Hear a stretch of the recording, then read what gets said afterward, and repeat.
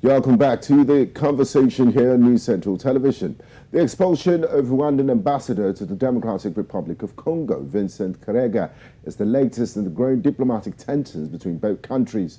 Kinshasa has repeatedly accused Kigali of supporting the M23, a rebel group active in the east of the country, an allegation Rwanda has continued to deny.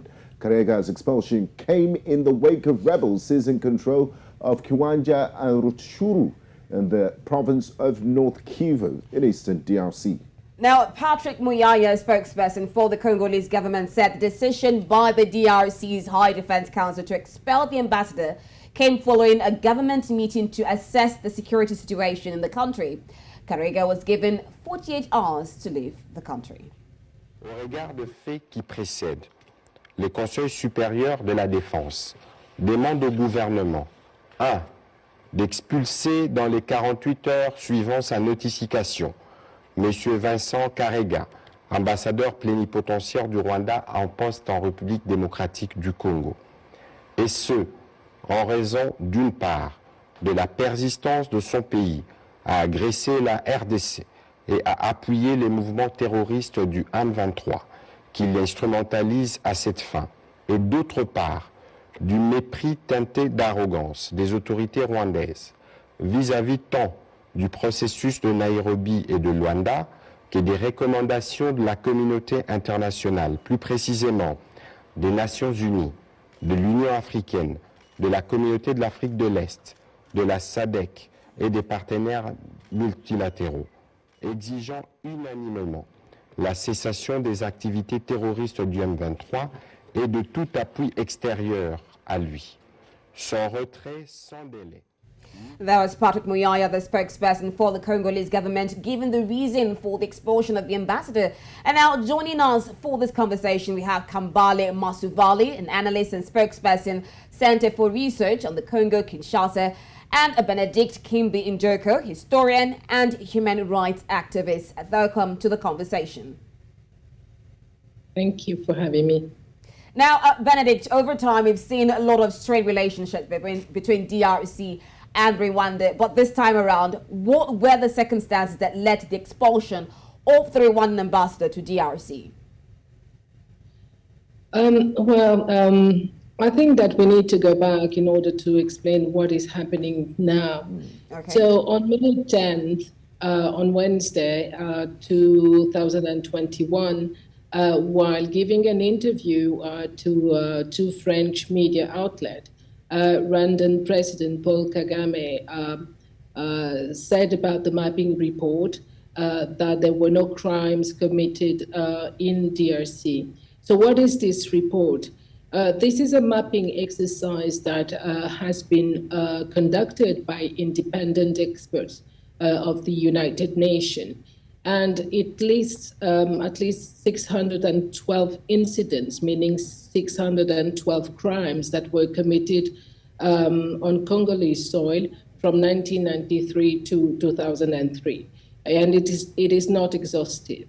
Since 2004, at least one report has been produced by the Security Council, and each one of those reports shows the involvement of Rwanda in the destabilization of the DRC. So this is only another episode of that long story of Rwanda intervening in Congo, aggressing the Congo.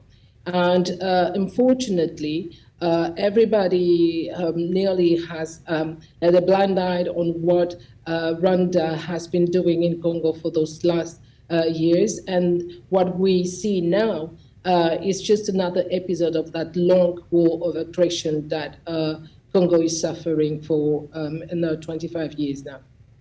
Now, Bénédicte, I'm happy you mentioned the United Nations mapping report. And Rwanda was not the only one that was indicted in that report. You also have Uganda.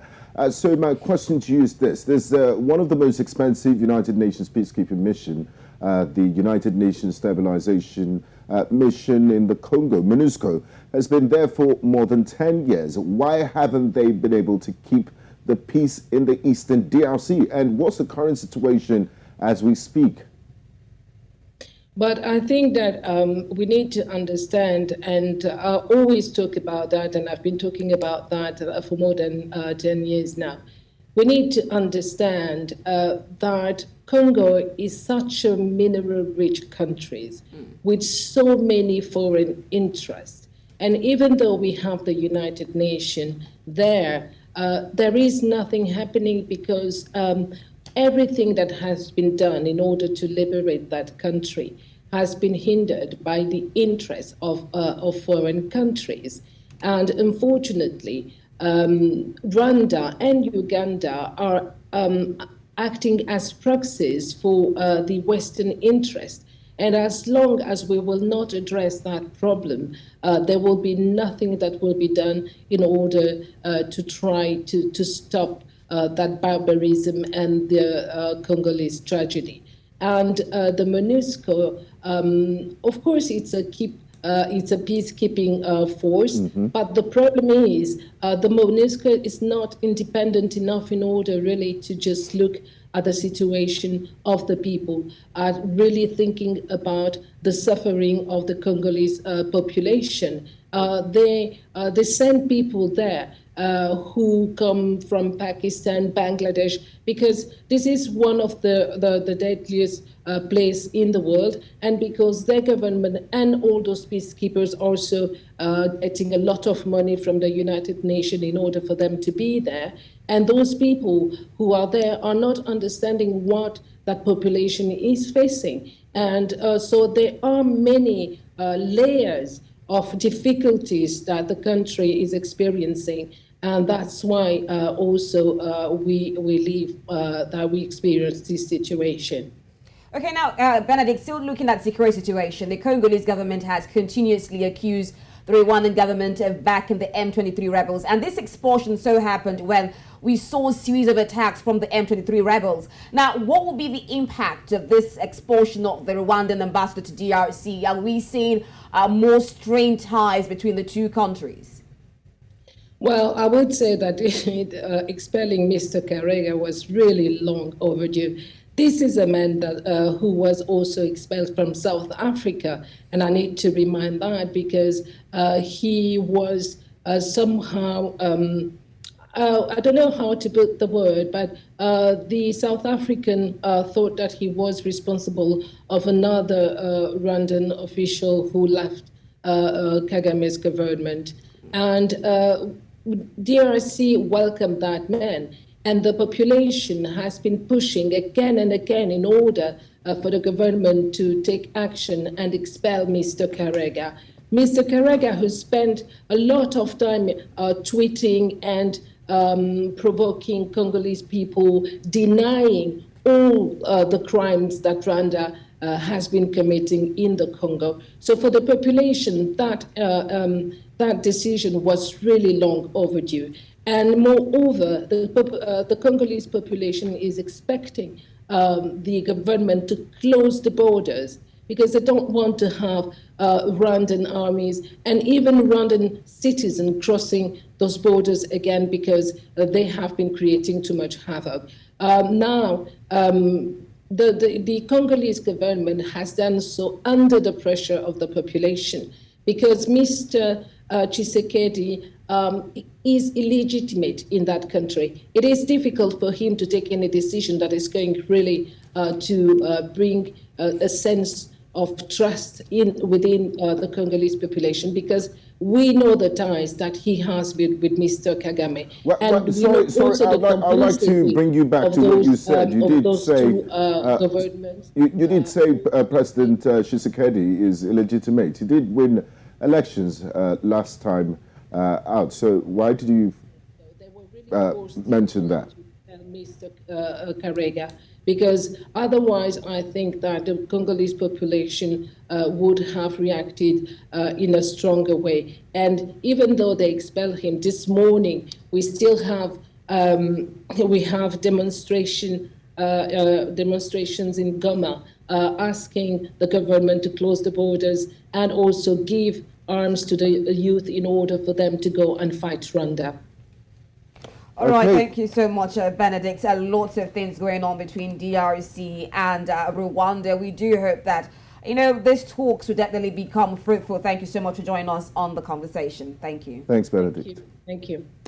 Okay, we'd like to bring in our second guest. Kambale Masuvali is joining us live from the Ghanaian capital, Accra. A warm welcome to you, Kambale.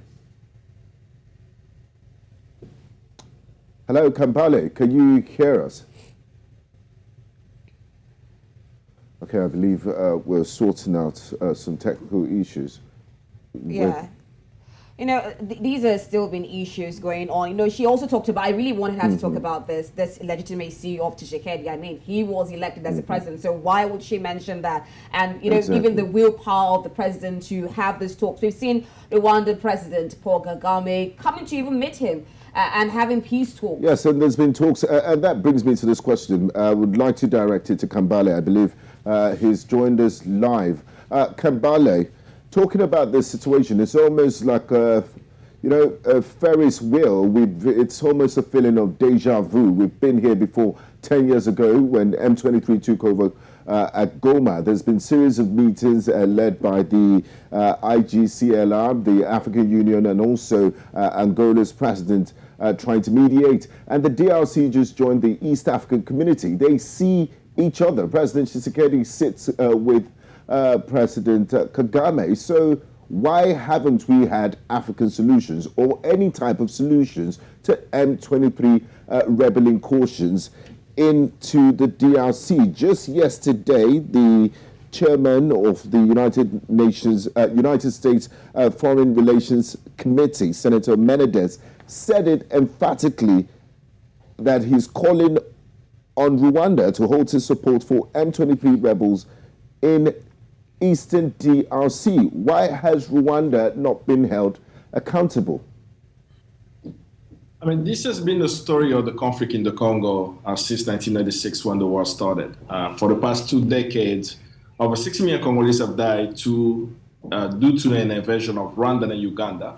They've invaded the Congo twice, in 96 and 98, and continue to support proxy rebel militia. So when we're speaking about the M23, we should know that they are a proxy rebel group supported, backed, funded by the Rwandan government, the Rwandan military. The allegations, the way it's presented in the media is that there are accusations and allegations, but we are not looking at the evidence with its merits. The evidence presented are drone imagery of Rwandan soldiers, Rwandan army officers crossing the border with the M23 rebels.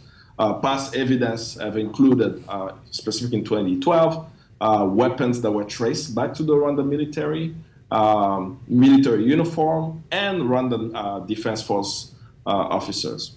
The challenge for DRC, the challenge for the international community, is to really look at the Congo conflict as what it is. There is a nation destabilizing the Congo. The evidence is presented and no action is taken. Until we resolve that issue, we will have symptomatic solutions, such as the one that the African Union just presented. When you read the statement from the African Union, Macky Sall is urging the Congolese to have a inter-Congolese dialogue. Yeah. For the past 2 decades, we've had so many dialogues. It's quite ridiculous. But no one is actually discussing the dialogue that has to take place inside of Rwanda. If you look at the conflict of the DRC from that prism, saying that we've had Rwandans coming into the DRC due to the conflict in Rwanda, then we will say, well, we should think about how can Hutus and Tutsis and Twas have an inter-Rwanda dialogue to bring about peace and stability in Rwanda so that Congo does not get the effects of the Rwandan genocide, if they want to present it that way. The same thing for Uganda. We have a president in Uganda who's been in power since 1986 and continue to invade other African countries, such as be it Sudan, be it the Congo, and all the military operations that the Ugandan Defense Force have, Ugandan People's Defense Force have waged around the region. So that's not what's being pushed. For the Congolese, we are clear about what the solution is. Okay. There will be an end to the killing in the Congo when there is accountability. And the accountability comes with justice. After 6 million people dead, the Congolese people are calling for the International Tribunal for Congo, as proposed by the UN Mapping Exercise report, where they state that due to the 617 incident documented in it, calling it war crimes, crimes against humanity, and possible genocide if proven in a competent court, we must hold the perpetrator of violence accountable, be it Congolese actors, neighboring countries, and corporations. So until we have a tribunal for the DRC, we will continue to do that. Until if we do not end the culture of impunity, we'll continue to have M23 today. Tomorrow it will be someone else. Okay, now looking at this intra-conflict, external conflict, what exactly are the grievances of the M23 rebels? What do they want? It's quite fascinating, actually. Every single peace accords that's been signed with the M23, they actually list the demands. One of them that is actually in contention is the amnesty, right? We have M23 rebels who have raped women, who have killed civilians, who are actually asking the Congolese government to go free. So the Congolese government has stated that this is not something that can actually take place. Those who have committed crimes should be held accountable. The other has been about the engagement in the political space. What people do not know, for example, is that the M23, the political wing, is part of the coalition of the current president of the Congo, the so-called Union Sacrée. So we know that their demands have been put on the table. We also know in the Nairobi peace discussion that's been that has been going on, led by Kenyatta before he left, they were at the table. But they had demands that could not be met, and they decided to go back in the bush and assault. So we should ask ourselves, what is the demand? Well, if the demand is amnesty, and they are not being able to get amnesty, what crimes did they commit? And why is not possible to give them an amnesty after raping hundreds and thousands of women in the DRC? We should ask ourselves why we in the Congo are the ones being asked to resolve the M23 issue alone. How come, for example, in the case of Rwanda, the country supporting the M23, they're not being asked for an inter-Rwanda dialogue? We have rebel groups in the DRC called the FDLR. The FDLR rebels are Rwandan Hutus. They should return to the country and they should participate in the political life or in any form of dialogue. But that is not discussed. We are asking a country of over 200 ethnic groups to have a dialogue with one particular ethnic group when ethnic groups in DRC are majority. So we know this is an imposition. I'm very clear, the issue is not the M23. The conflict in the Congo is not an ethnic conflict. It will not make sense because of how big the Congo is, how many ethnic groups exist. I'm very clear that Rwanda and Uganda, in this case, Rwanda is supporting rebel groups to destabilize the DRC, and that should be held to account, similarly to what was done in 2012. And we know what stopped the M23 in 2012. There was aggressive diplomacy.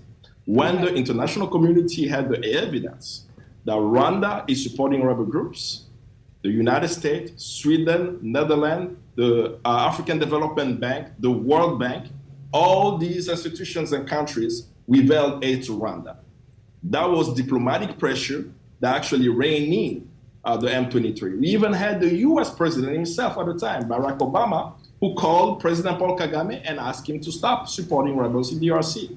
We know that because Barack Obama himself, the White House, put out a statement of the phone call that he had with Rwandan President Paul Kagame.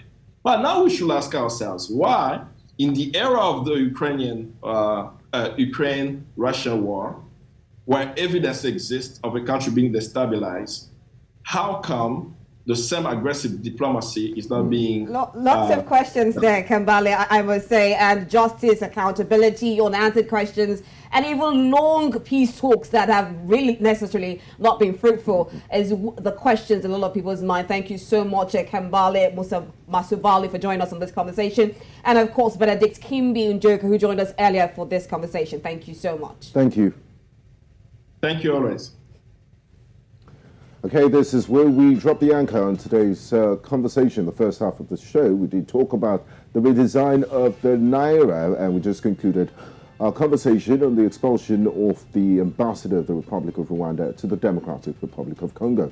It's been a pleasure having you join us today on the conversation. I'm Gbenga Aborowa. And I am Rita Omodia. Join us again on Wednesday. Thank you so much for watching. Bye.